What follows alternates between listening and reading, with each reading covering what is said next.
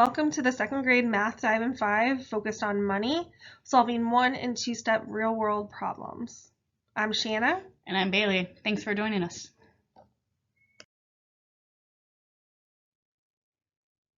So here is your first task. You're going to pause the video, complete the task on your own or with teams or partners, solve for the solution using manipulatives, drawings, and/or number lines. Marco wants to buy 3 items from the school shop. The images below provide different items the school shop has in stock and its price. If Marco has $10 to spend, list all the combinations of items he can purchase and which combination put them under or over budget. And as you're working on the task, anticipate strategies second grade students would use to solve. See you soon.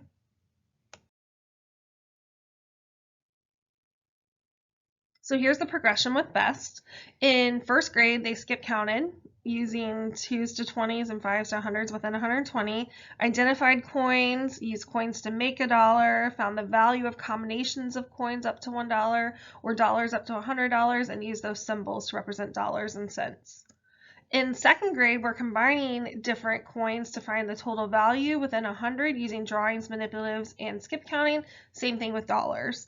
And then we're also solving 1 and 2-step addition and subtraction word problems.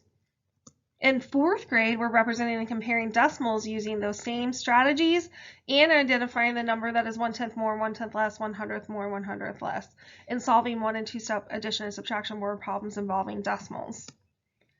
In this video, we're going to focus on the second grade standards where we're combining coins and using those strategies to solve those 1 and 2-step word problems. So as we just discussed, in first grade, students identified and found the value of coins. This might need to be revisited before the unit begins, so you could use it in math routines or fluency builder games or any kind of avenue that you want to use, but you might need to support them with identifying that a penny's worth 1 cent, a nickel's 5, dimes 10 cents, quarter 25 cents. So make sure that you're doing that before the unit begins. So this would really be where some learning acceleration could take place, and we could figure out, do students really know this before we get to the unit, and make sure we give the supports they need? It's going to be important for this unit.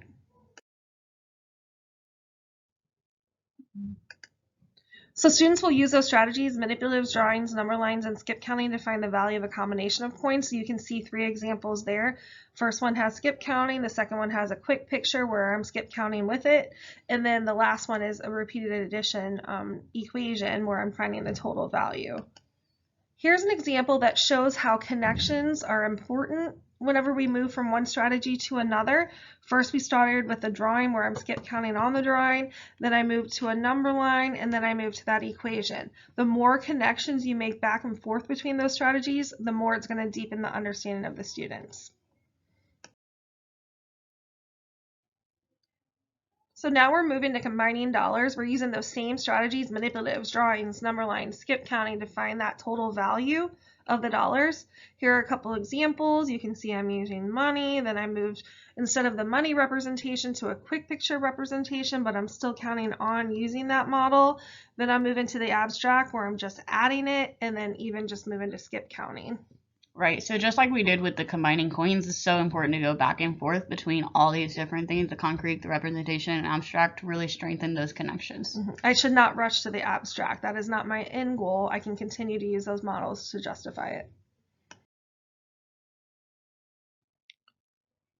So at some point, students should be presented with a given coin or money value, and then they're going to find the way to make that amount using coins and dollars. So here's an example where they spent 48 cents. What's a way I could represent it using those coins? And then sometimes they're going to even be asked to find multiple ways to represent a given amount. So find all the ways you can to make 52.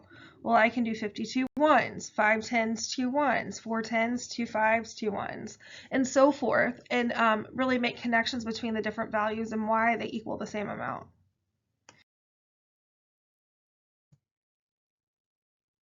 So now that students are familiar with strategies to identify the value of coins or to represent a given value with coins, they can use all those same strategies to solve 1 and 2-step real-world problems using addition and subtraction. Here's the example that you guys did at the beginning, where this is more of a one-step problem where I'm just identifying a way to spend that $10 and listing all the combinations I can to make that purchase. Here's an example of a two-step word problem where I have to add different amounts and then subtract it to find out how much change I would receive. So definitely throughout this whole thing, we're really going to want to talk to students through the problem solving aspect of this and really understanding what are we being asked to do in this problem and what math do we need to do to get to the answer. You could even bring in those numberless word problems and understand the problem, talk about the actions happening in it and what you're going to do to solve it, and then give the numbers back for them to actually solve it once they've shown that understanding. That's a great idea. So just to kind of summarize the different strategies and models we talked about, for concrete thinking, we're using those coin and dollar manipulatives and even using them to help us skip count with the coins. Then we're moving into that representational thinking where I have quick pictures or a number line that I'm drawing. And then we're moving to that abstract thinking where I'm going to have some kind of repeated addition or equations to represent situations. Right, and we're using the concrete representation, abstract thinking, and I notice these bridges, which means we're really going to go back and forth between a concrete, a representation, and abstract all throughout the unit. Students should really be asked to model to make sure they fully understand what math they're doing. I don't anticipate just seeing students use equations. I would want them to go back and use those quick pictures or drawings or number lines to prove their thinking. Yeah, absolutely. Thank you for joining us for the Math Dive in 5 second grade, focusing on money, solving one and two-step real-world problems.